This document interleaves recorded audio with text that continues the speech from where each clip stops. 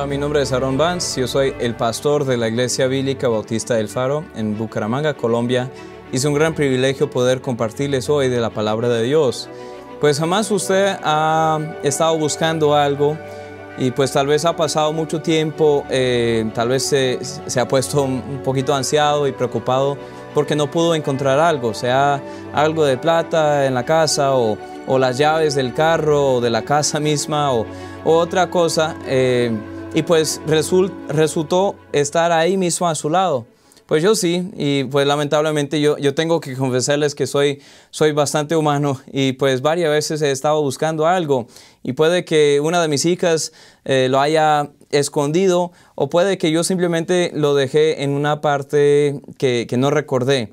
Pero ahí estaba a mi lado y yo pude tener lo que yo estaba buscando. Pues en la Biblia tenemos un ejemplo de esto y pues vamos a estar mirando un pasaje bastante conocido, pero mirando también el contexto por lo cual tenemos este pasaje. El Señor Jesús en el capítulo 3 del Evangelio de Juan está hablando con un señor que se llama Nicodemo. Nicodemo era un hombre muy religioso, un líder entre los judíos, y él conocía todas las historias del Antiguo Testamento, y el Señor Jesús va a usar una de estas historias para ilustrar lo que Él quiere hacer en nuestras vidas y en las vidas de cualquier persona alrededor del mundo. Entonces vamos a mirar Juan capítulo 3 desde el 14 hasta el 18. Dice, como Moisés levantó la serpiente en el desierto, así es necesario que el Hijo del Hombre sea levantado, para que todo aquel que en Él cree no se pierda, mas tenga vida eterna. Y Juan 3:16 dice así, porque de tal manera amó Dios al mundo, que ha dado a su Hijo unigénito, para que todo aquel que en Él cree no se pierda, mas tenga vida eterna. Porque Dios no envió a su Hijo al mundo para condenar al mundo, sino para que el mundo sea salvo por Él. El que en Él cree no es condenado, pero el que no cree ya ha sido condenado porque no ha creído en el nombre del unigénito Hijo de Dios. Vamos a orar. Señor, yo te pido que nos hables en estos momentos que tenemos para estudiar tu palabra. Yo te pido que toques el corazón de cada uno que esté mirando, esté escuchando en este momento al programa. Señor, que ellos se den cuenta de su necesidad, de nuestra necesidad de ti. No tenemos otra opción para la salvación de nuestro alma, de nuestro espíritu, sino tú, Señor. Tú eres nuestra esperanza, tú eres nuestra vida, tú eres la salvación de todo y solamente en ti podemos confiar y tener vida. Yo te pido, Señor, que obres, que hables y que hagas algo grande para tu gloria. Te amo, en tu nombre te lo pido. Amén y amén. En Números capítulo 21, vamos a ese texto muy pronto, pero tenemos la historia a la cual Jesús está refiriendo. Está diciendo a Nicodemo que había un momento en que Moisés levantó la serpiente. Y tal vez usted está pensando, ¿de qué está hablando? Pues de qué se trata eso que conocemos y hemos escuchado a lo mejor Juan 3:16, que dice, porque de tal manera amó Dios al mundo para dar, que dio a su Hijo unigénito. Pues, pero ¿de qué manera? De la manera que vemos en Números capítulo 21. Entonces vamos a ese texto y espero que podamos abrir nuestros ojos a la verdad que encontramos acá y luego podemos ver lo que el Señor está intentando enseñarnos por ese texto. Dice en Números 21 desde el 4 hasta el 9. Después partieron del monte de Hor, camino del Mar Rojo, para rodear la tierra de Edom, y se desanimó el pueblo por el camino. Para que sepan el contexto, apenas ellos habían salido de esclavitud en Egipto. Ellos eran esclavos, y no estamos hablando de que simplemente tenían un mal trabajo, sino que eran esclavos.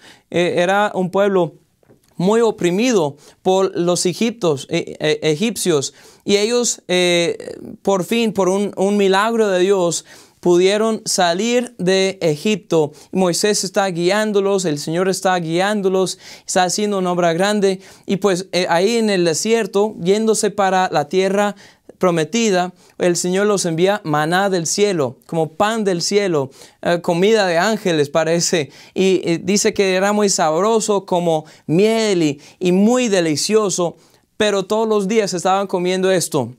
y tenían agua también en el desierto, tenía todo lo que necesitaban, pero se cansaron de eso. Y miren lo que dice en Números 21, versículo 5. Y habló al pueblo contra Dios y contra Moisés. ¿Por qué nos hiciste subir de Egipto para que moramos en este desierto? Pues no hay pan ni agua y nuestra alma tiene fastidio de este pan tan liviano. Miren lo que dice, no hay pan, pero nuestra alma tiene fastidio de este pan tan liviano, pan del cielo nada más. Y dice, Jehová envió entre el pueblo serpientes ardientes que mordían al pueblo y murió mucho pueblo de Israel. Entonces el pueblo vino a Moisés y dijo, hemos pecado por haber hablado contra Jehová y contra ti. Ruega a Jehová que quite de nosotros estas serpientes. Moisés oró por el pueblo. Jehová dijo a Moisés, hazte una serpiente ardiente y ponla sobre una asta. Y cualquiera que fuere mordido y mirare a ella, vivirá. Una serpiente ardiente de bronce. Bueno, y Moisés hizo una serpiente de bronce, la puso sobre una asta, y cuando alguna serpiente mordía a alguno, miraba a la serpiente de bronce y vivía. Pues qué historia muy interesante aquí.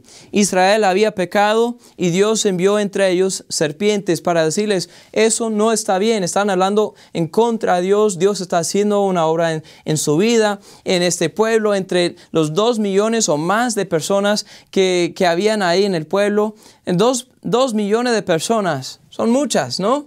Y pues ellos están quejándose contra Dios. Entonces Dios les dije, bueno, vamos a ver cómo van sin mi ayuda, sin mi bendición. Y permitió que estas serpientes ardientes, serpientes peligrosas, mordían al pueblo. Bueno, pues ellos se dieron cuenta de su pecado y el Señor hizo provisión. Nosotros también hemos pecado contra Dios y no podemos pretender que no lo hemos hecho. Romanos 3, 10 hasta el 12 dice así, como está escrito, no hay justo ni aún uno. No hay quien entienda, no hay quien busque a Dios. Todos se desviaron, a unas se hicieron inútiles, no hay quien haga lo bueno, no hay ni siquiera uno. Tal vez usted está escuchando y dice, pues yo soy básicamente bueno, yo soy básicamente una buena persona.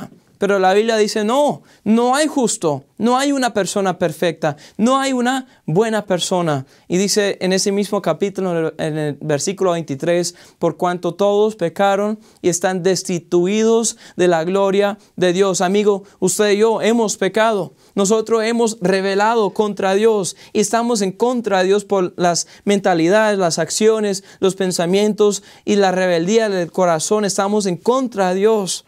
Bueno, todos sufrimos las consecuencias del pecado en varias formas. Dice en Proverbios 14, hay camino que al hombre le parece derecho, pero su fin es camino de muerte. Nosotros vamos como queremos en esta vida, pero la Biblia nos habla de una segunda muerte, de una condenación, una maldición que nos espera por haber vivido en el pecado. Y dice en Gálatas 7 y 8, no os engañéis, Dios no puede ser burlado, pues todo lo que el hombre sembrare, esto también segará. Porque el que siembra para su carne, de la carne segará corrupción. Mas el que siembra para el Espíritu, del Espíritu segará vida eterna. Dice la palabra de Dios que nosotros estamos viviendo en este pecado y hay una consecuencia.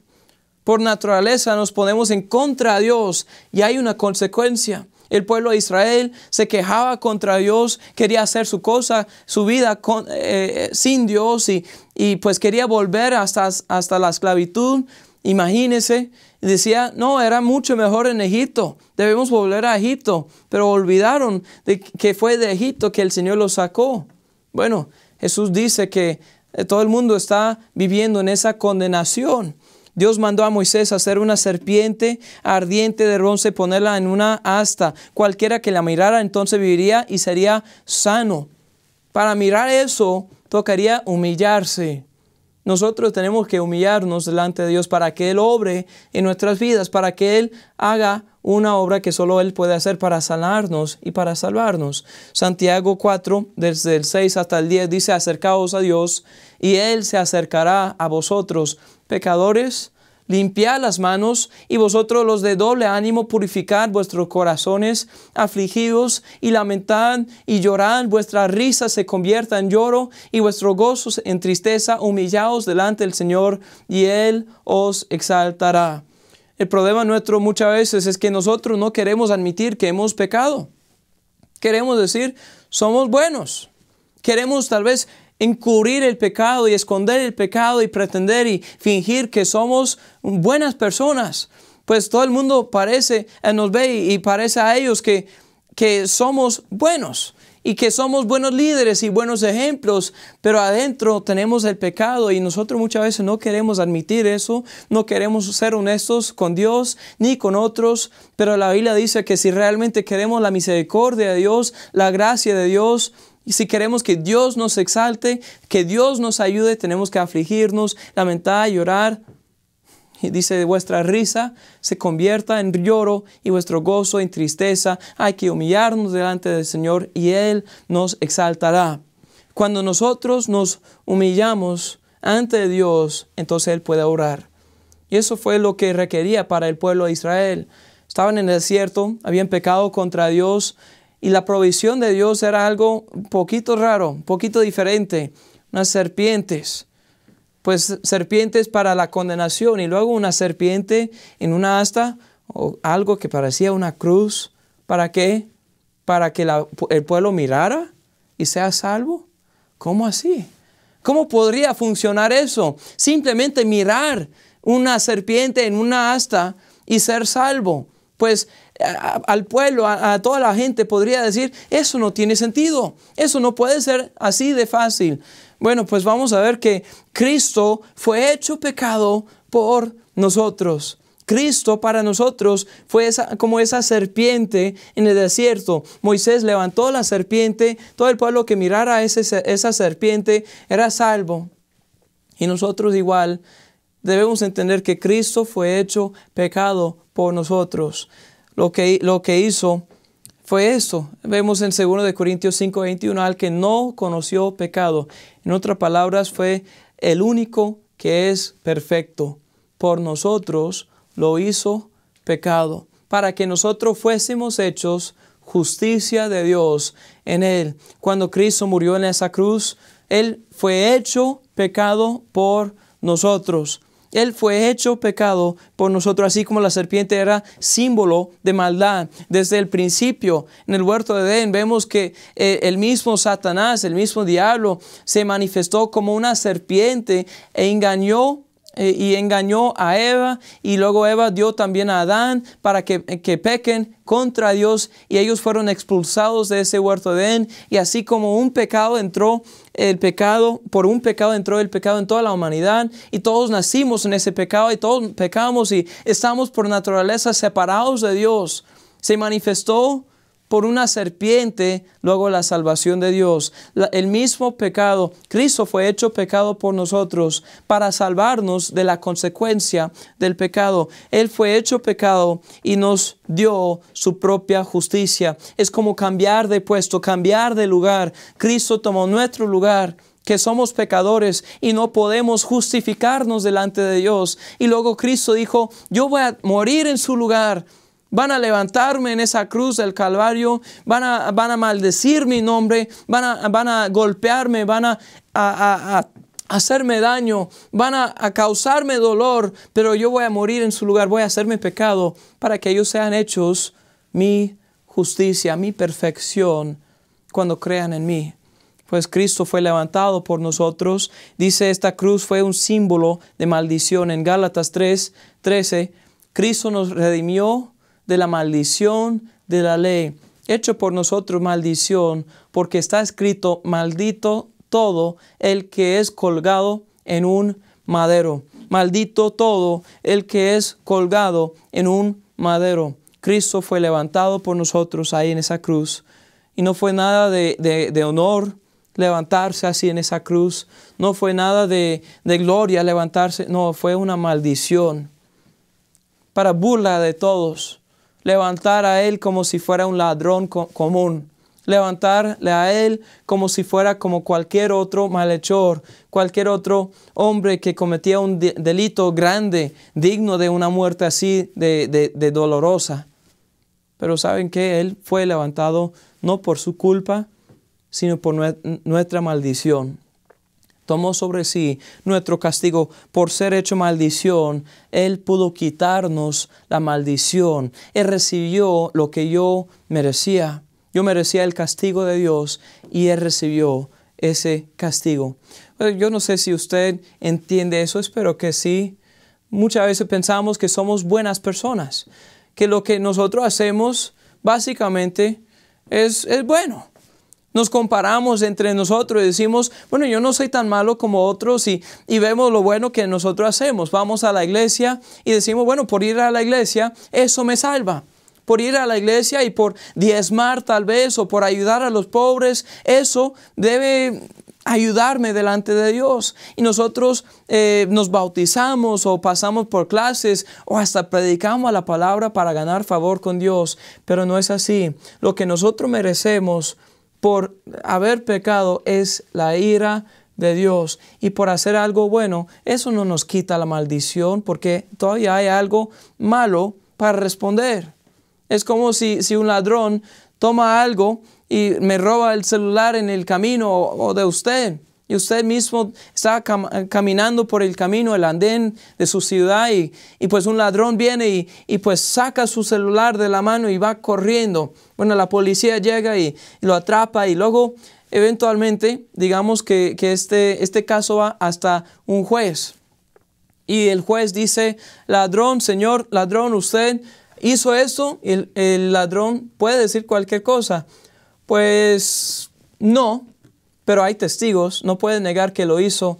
O puede decir esto, no, pues honestamente, señor juez,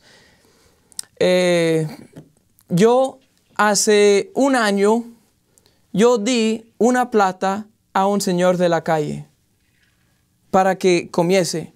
Yo compré una empanada para una señora que no tenía dinero para eso. Yo lo hice una vez, pero eso no cambia el hecho de que robó el celular. Tiene que responder por eso. Hay una multa, hay tiempo en la cárcel, hay un castigo que debe tener. Pero nosotros muchas veces por pensar, bueno, hacemos bueno, también hemos hecho malo. Y alguien tiene que responder por eso. Hay un castigo que nos espera por haber hecho malo delante de Dios. Si usted cree en Dios, si no cree en Dios, no cambia el asunto que usted ha pecado. ¿Saben que Cristo murió en nuestro lugar?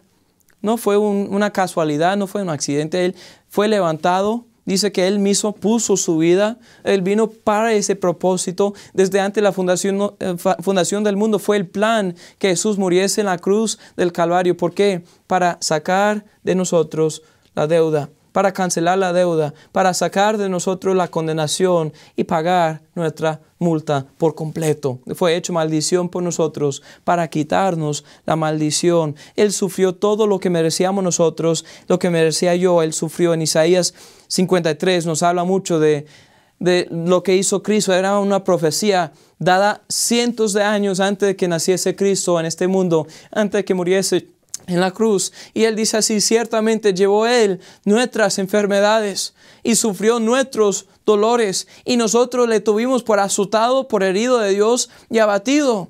Mas Él herido fue, ¿por quién? Por nuestras rebeliones, molido por nuestros pecados. El castigo de nuestra paz fue sobre Él, y por su llaga fuimos nosotros curados. Más tarde en el versículo 10 dice: con todo esto Jehová quiso quebrantarlo, su propio Hijo, sujetándole a padecimiento, cuando haya puesto su vida en expiación por el pecado. ¿Qué quiere decir expiación? Quiere decir que lo pagó por completo. Verá el linaje, vivirá por largos días, y la voluntad de Jehová será en su mano prosperada. Dice así: verá el fruto de la aflicción de su alma y quedará satisfecho. Quedará satisfecho. Por su conocimiento justificará mi siervo justo a muchos, y llevará las iniquidades de ellos. Jesús murió, y cuando Él murió en la cruz, el Padre fue satisfecho. Fue satisfecho. Nosotros muchas veces seguimos intentando salvarnos a nosotros mismos, pero Dios ya está satisfecho con la muerte de Jesucristo, el Hijo de Dios, en nuestro lugar. Ya está satisfecho. Ya está satisfecho. Cuando Cristo fue levantado, se hizo nuestra esperanza. Dicen en Juan 12:32, yo si fuere levantado a la tierra, a todos atraeré a mí mismo. Yo seré suficiente para pagar la penalidad del pecado de todo el mundo. Cualquier persona que quiera creer en mí, yo le voy a salvar. Me van a levantar, y ahí estaba hablando de su propia muerte, me van a levantar en esa cruz, voy a recibir la condenación, la maldición que merecemos todos nosotros, los humanos. Y Cristo dijo, yo voy a morir en su lugar. Y Dios, el Padre, estará satisfecho con mi muerte en la cruz. Todo aquel ahora que quiere mirar y confiarlo, ahora como antes con la serpiente, también ahora será salvo.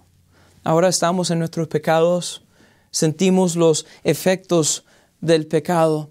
Nosotros tenemos dolor en la vida. ¿Por qué? Por el pecado. Hay sufrimiento en la vida. ¿Por qué? Por el pecado. Hay guerra en el mundo. ¿Por qué? Por el pecado. Hay dificultades familiares. Hay dificultades financieras. Hay dificultades de salud. ¿Por qué? Por el pecado. Y sentimos el fruto del pecado en la vida. Pero solamente hay una esperanza que nosotros tenemos, y es Cristo. Y simplemente hay que mirar a Cristo y ser salvos.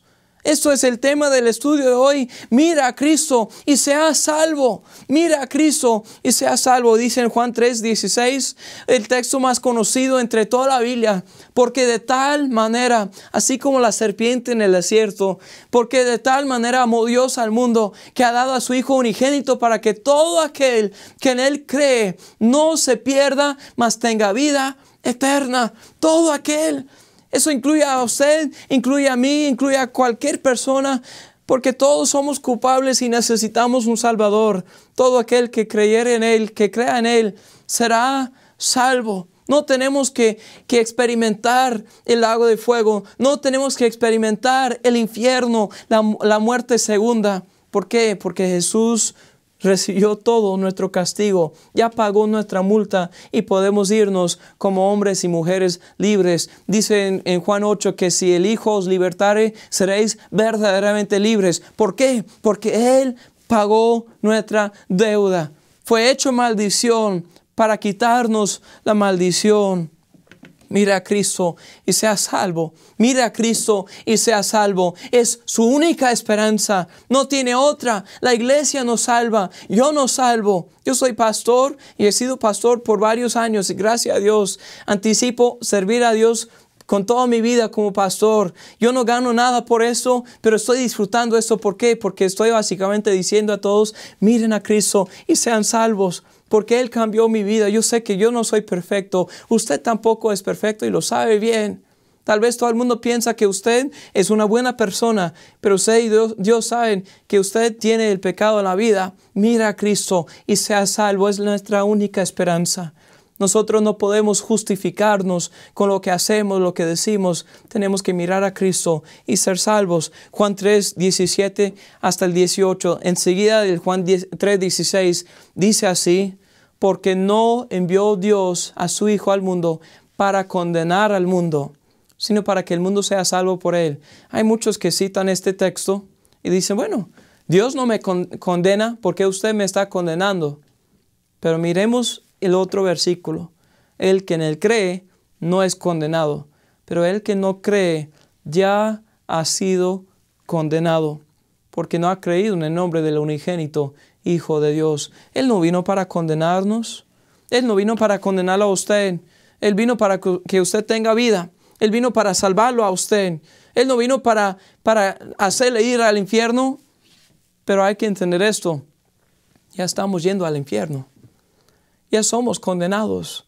Ya estamos en nuestros pecados. Y Él vino a rescatarnos de eso. Nos extiende una mano diciendo, están en camino de muerte.